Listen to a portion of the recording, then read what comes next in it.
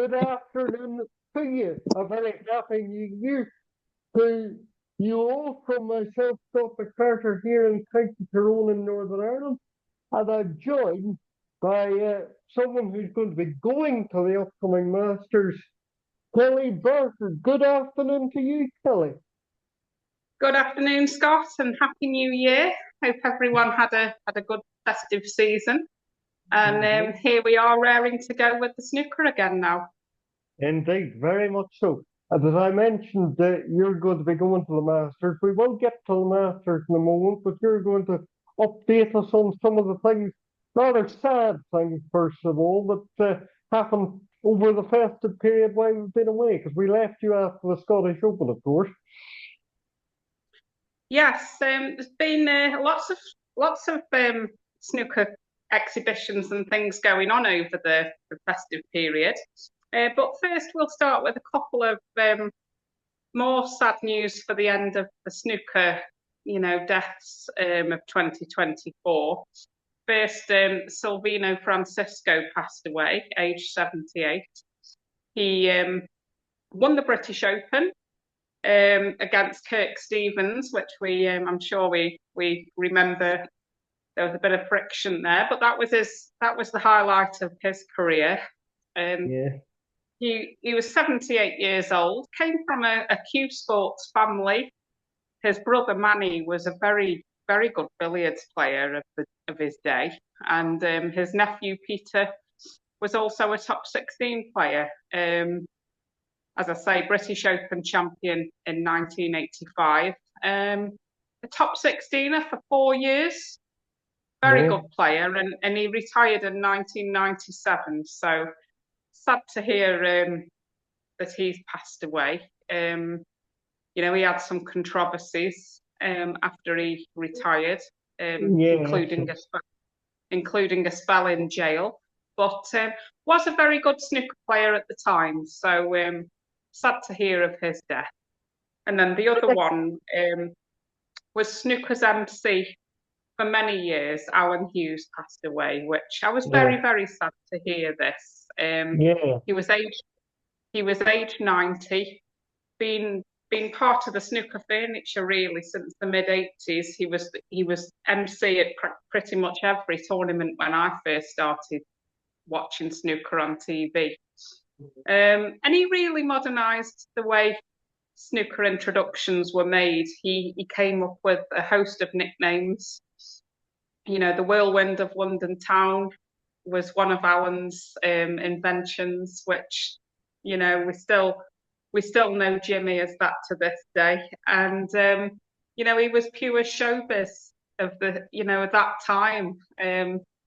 He was showbiz apart from just doing snooker as well. He did many summer seasons at the holiday camps, and he really started the snooker modernisation of what we see today. Rob Walker has moved it on a level, but it was Alan who started that. So he was a great guy in snooker for many years. Lots of people have fun stories to tell about him. So it was very sad to hear of his death, age 90. But in snooker terms, he won't be forgotten for many a year. No. And I'd just like to, of course, echo all of Kellie's words there. Of course, Silvino Francisco, not before my time obviously playing wise, but we all know how good he was. And of course, Dave Hefton made the point that British Open final in 1985 actually had the biggest first prize at the time before the 85 World Championship when Dennis won 60,000, Silvino won 50,000 for that. Obviously, there were unsavory moments, afterwards and so on that we don't need to go into here. But, certainly he was a player of that era. And, same with Alan Hughes as well. It's that sort of era that we're losing, unfortunately. That sort of older, pre-TV era. I saw, a couple of days ago, David Vine would have been 90 and he'd lived. So, we're Yeah. And I sort of believe losing. Sorry, Kelly, we're sort of losing that era. So, sad time. very sad times, and 2024 in particular has been such a sad time for snooker losses. So we can only hope that we've snooker's had its fill of that now, and 2025 will be a better year for health wise for everyone. Yeah, yeah. Um, moving on, we had Mark Allen winning in Saudi Arabia to begin with. Yeah, yeah. Since our last podcast, just before Christmas, the top guys were invited out to Saudi for the invitational out there, and after all our discussions over Mark, could he win with his style and what does he need to do, etc.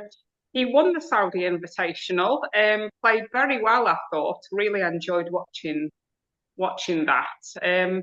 But he beat Luca in the final, played really well. Good to see him playing well again. Because he not only beat Luca, he beat Ronnie in the semis and Selby in the quarters. So Yeah, although it might not have been, although the first prize was huge, and it might not, the snooker itself, I kind of see it in a way of a bit of a glorified exhibition event. I don't really take it as seriously as some, proper ranking events. But it was a huge first prize, and Mark to beat Luca, Ronnie, and Selby in successive days. He was doing something very good, and hopefully that confidence and the win carries over into this year, and hopefully he has a strong second half of the season because a Mark Allen in good form is a positive for snooker, I think. yeah. Well, obviously you'd expect me to say a word on Mark. I'd say bits and pieces on it. Obviously, over the festive period, you're not quite as tuned in as you would be, as you mentioned. But no, he played very well what I saw of it. Now, to be fair, O'Sullivan's not really been in the best form, but but to beat Ronnie any time is still a marvelous achievement. And again, he might. I don't know whether he heard our remarks on the last podcast, but he certainly took notice of something because he definitely improved in Saudi. But let's see if he can carry it into the more serious stuff in the Masters now. He's got Si Jiahui. I know we'll preview the Masters in a moment.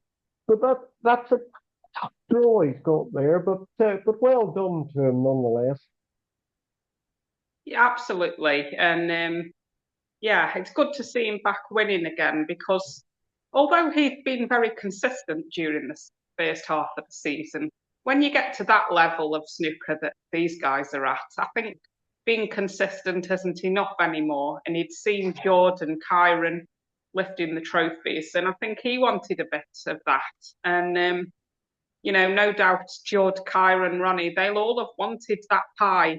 They would have wanted the biggest slice of the pie in Saudi, that 250,000 first prize. So for Mark to get that one, I think that will have given him a lot of satisfaction. And yeah, going on to the Masters, it's definitely all to play for. Yes, I think Si Jiahui is a tough draw for his first match, but Mark Allen is a tough draw for Si Jiahui as well. So it will be very, very interesting to watch.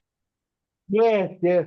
And then these sort of brave sort of exhibitions that we see, it's kind of hard to keep up with them, but we've had more maximums from turkey dinners over Christmas, but it's difficult to keep up with things. It's rather odd, really.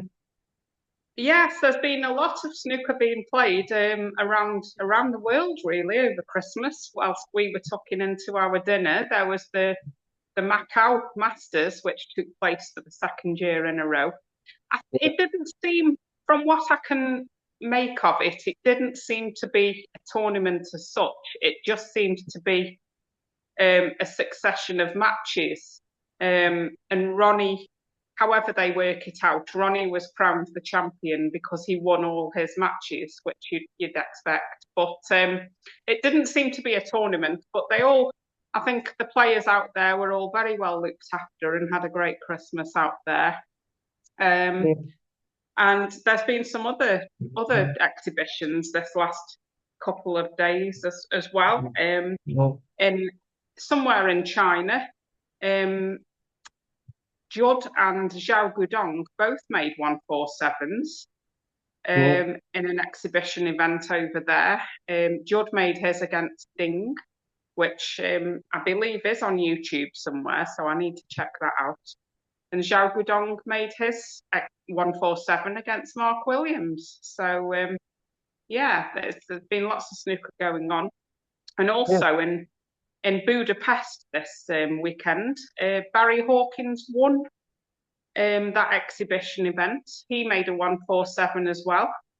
And Neil Robertson also had a 147. So lots going on there. Sean Murphy also played in it. And the Hungarian youngster Bulshu Reves. So I bet that was very good to watch actually. If you were in Budapest this weekend, there was been some very good snooker. So Again, my traditionalists are coming out in me, but I'm not a great fan of these sort of glorified things. But it's good to get them playing, I suppose. But I suppose it just doesn't fit well with me. That's close to a big tournament, I'm afraid. But nonetheless, well done to all the maximum makers. But I would rather they counted on the official list. I'll put it like that. well, yes, these won't count on the official list, but I'm sure they were paid well. And if you were in the audience, an exhibition can be very nice to go and watch because you usually get to meet players and that sort of things. And it does help grow the game over in these places. The crowd, from what I saw, I did see a photograph of Budapest, and the crowd looked really, really good actually. So whatever helped grow the sport, and maybe one day we could get an event over there because the crowds turned out for it. But just lastly on the exhibitions, Mark Selby actually did 2 exhibitions in Wales over the weekend, and he had 2 147s, one each night. So maybe he's got some form coming as well. So if these big breaks are anything to go by, hopefully the Masters turns into a really good week, and I'd love to see another maximum whilst I'm there if possible. So fingers crossed. Yes. Of course, congratulations to Hossie and Fafai. The Iranian winning Group 1 of the Championship League. This is the invitational version, which I call the conventional version because a lot of people forget that the Championship League has actually been ongoing since 2008. In this present format of 7 groups of 7 players, and the winners go into a winners group, and then whoever wins the winners group wins it. But so this is the conventional format, which I actually prefer to the ranking tournament format because the ranking tournament format has draws and all sorts of complicated permutations. But well done to Hussein. He did very well, and there were a few players that's going to be in the Masters, so a good appetizer, I thought, for Ali College. Yeah, definitely. And I've been watching some of the bigger hitters come into it this week, that Championship League. So I'm looking forward to watching it. I saw Ali Carter beat CJ Wee 3-1 first off this morning. That was a decent game. Yeah. And I think Wednesday and Thursday's group is really one to watch because I think there's Ronnie, Kyron, and Selby all entering the group phase on Wednesday. So yeah, the Championship League does have its knockers, people who don't like it, but I'll be glued to it on Wednesday for sure. Yeah, me as well. Because I say I prefer this format to the ranking event version, but nonetheless, but Now on to the main event of the podcast, I suppose, the Masters draw. And we have to start with the opening match. O'Sullivan against John Higgins. I mean, this is just glorious. Well, I mean, it's not too bad, is it, for the start of the tournament? I mentioned Rob Walker earlier, and I think he tends to get excited at the best of times, but introducing those two first out on Sunday, I think he might blow a gasket or something because, yeah, I think that's got the Ali Pali crowd are just going to be unbelievable that afternoon. They've actually added 200 seats to the arena this year, so it's going to be bigger than ever. Mm. I didn't actually have tickets for Sunday originally, but when the draw came out, and I thought, oh my goodness, I've got to be at that match on Sunday, and then they added 200 seats. I was straight on there as soon as they went on sale, and Mm. yeah, I can't wait for it all to start now. Wow. We got the head-to-head between them, by the way, and that includes Championship League and everything. 41, 35, and 3 draws. Well, they've In been Ronnie's favour, I should say, by the way.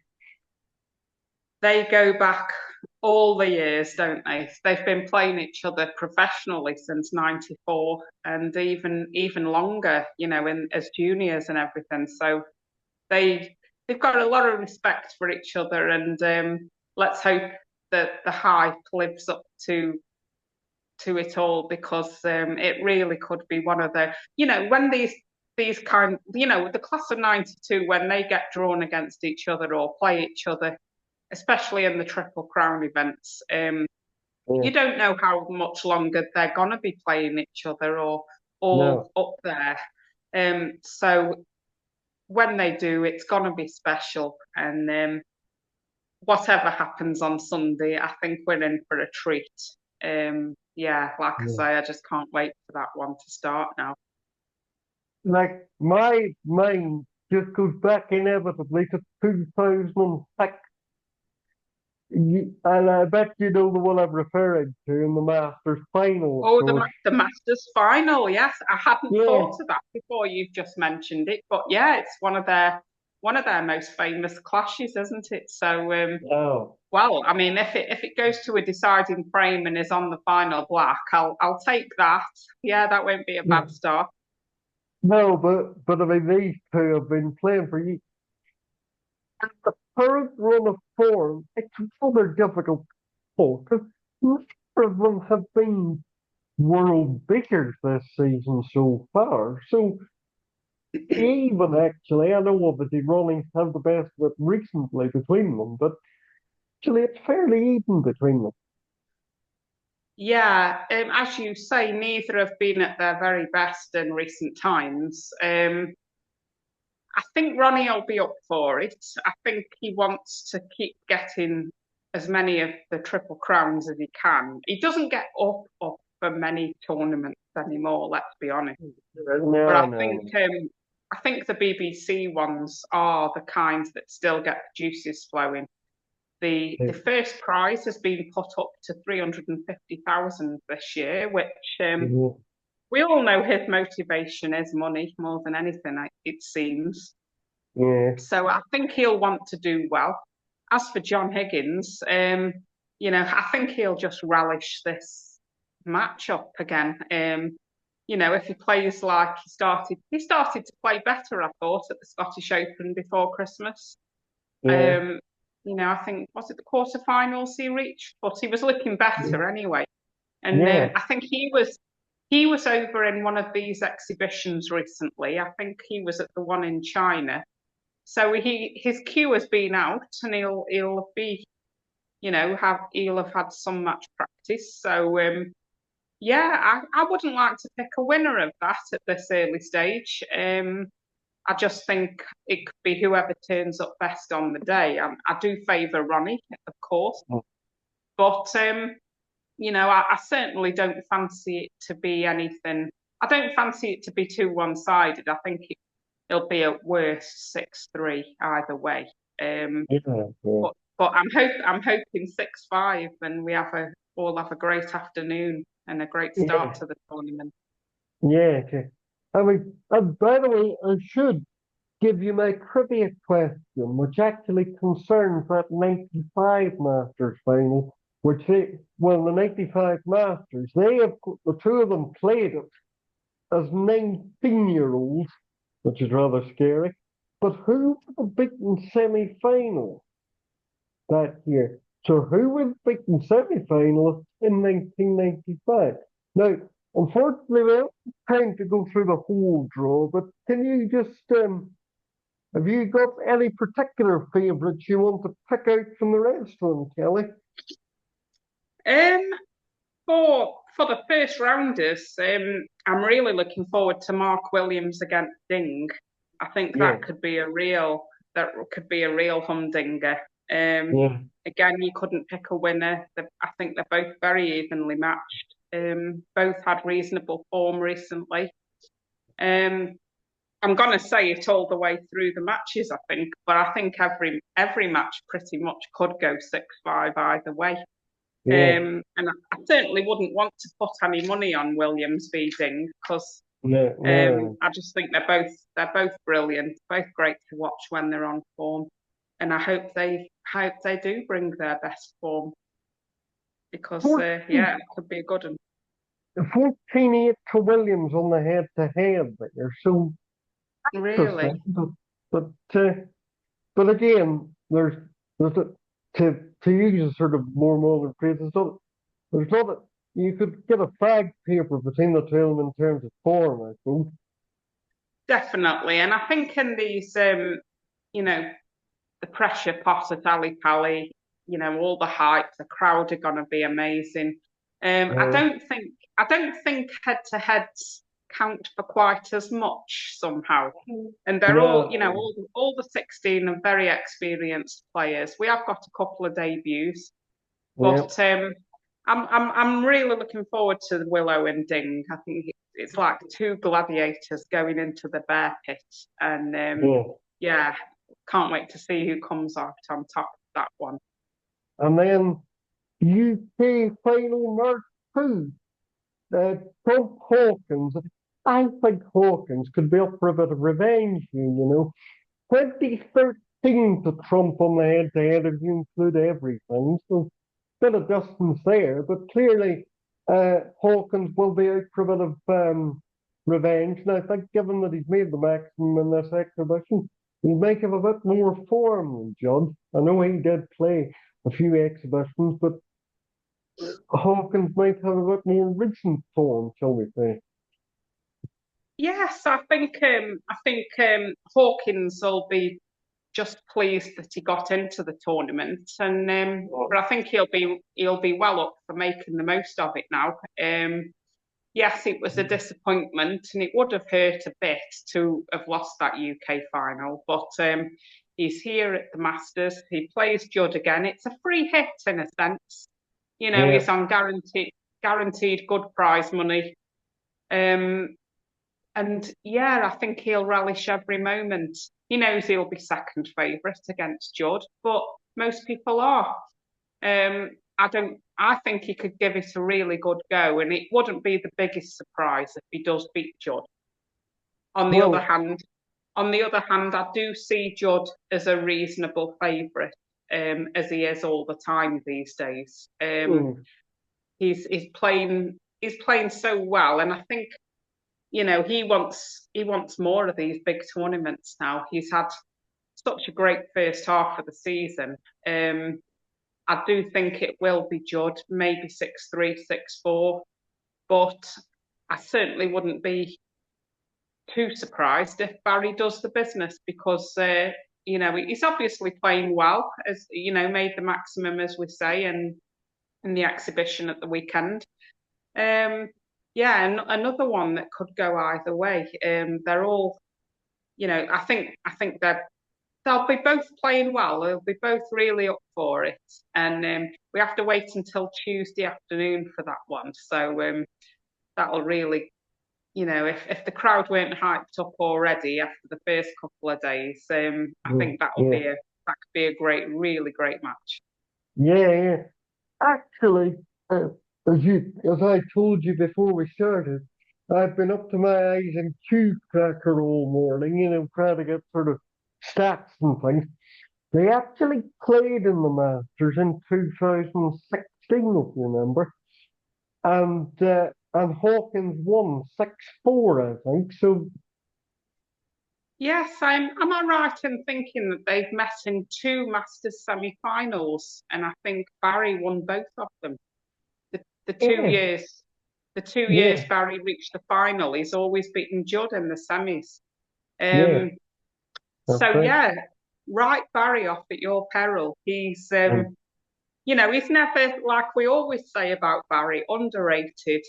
yeah, Um, you never really pick him out to win the tournament, but on mhm, recent form, I think he'll have confidence. I think the yeah. crowd will warm to him because I think, although Judd is more of a favourite these days, I think Barry has always been liked by the crowds, and Yeah. yeah, I wouldn't be against putting 50p on Barry. I think he has got a chance. I'm just going to run through. Hiram, I think, should beat Zhang and I'm going to say 6-3 there because although Zhang and won the international, got to the players' final, there's not been an awful lot from him this season, so I'm going to make Kieran a pretty strong favourite there. Yes, I agree with you. Zhang did show a bit more promise at the recent UK Championship before Christmas, but Kyron for me is a strong favourite too. There, I think 6-3, maybe 6-2 even. But don't write Zhang off. He's a tremendous player, and it's his Ali Pali debut too, I believe. Yes, yes. So yeah, good luck to him. But I do think Kyron. Yeah, although it is 3-1 on the head to head there, but that was obviously before Tyron won the world title and Zhang won this international, so not very much to go on there, really. Um, No. One match I'm really looking forward to as well of the first round is Mark Selby against Ali Carter. Um, yeah, I think that could be a real good and two titans who don't give a lot away. yeah, That's the Monday night match. So if they both play at their very best, that could be a late finish. So looking forward to that one. Obviously, I favour Selby, but not by much. And I do think Carter could. I think he could spring a little bit of a surprise there. He's playing Championship League today. yeah, Um, saw his match this morning against Si Jiahui. 1-3-1 in the league match, and he looks to be queuing well. Enjoyed watching that. So yeah. yeah, he'll be getting his. Well, they'll both be. Selby joins the Championship League from Wednesday's Group 3. So yeah, they'll both be looking for good match practice before then, and yeah, I think that could be a good day. Yeah. I'm going to disagree with you there and say I'm going to put Carter in 6-4 there on the basis that he has a better Ali Pali record. I know Selby's won the Masters 3 times, but he's only actually won it once at Ali Pali, whereas Carter got to a final in 2020, you'll recall, and he actually played Mark in that one and beat him. So, James, little statistical quirks, I suppose, but nonetheless, what can we go on otherwise? Absolutely. Yeah, yeah. I mean, it's very small margins. You know, and at the end of the day, these are only our opinions, and we're often Yeah. wrong with our predictions. Yeah.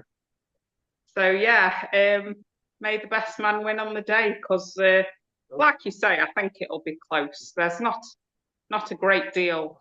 not a great deal in them really. But yeah, I think actually with those two, I do think this week's Championship League is a good warm up for those. And I think, yeah, you wouldn't have any confidence in saying he's definitely going to win or he is. So just look No, no. forward to watching it.